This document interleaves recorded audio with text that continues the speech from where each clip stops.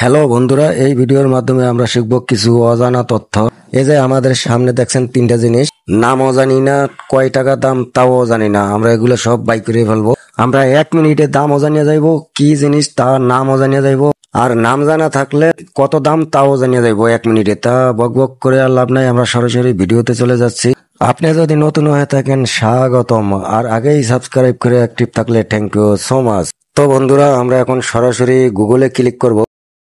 গুগলে আসার পরে এই যে ডাইন দিকে একটা ক্যামেরা আইকন আছে, এটা হচ্ছে গুগল লেন্স ক্যামেরা। এইটার উপর ক্লিক করব। বন্ধুরা, আমার এই ভিডিও যদি ভালো লাগে, প্লাস আমাকে যদি আপনাদের ভালো লাগে, অবশ্যই চ্যানেলটি সাবস্ক্রাইব করবেন, সাথে লাইক শেয়ার করবেন। তারপরে গুগল লেন্স ক্যামেরার উপর ক্লিক করব।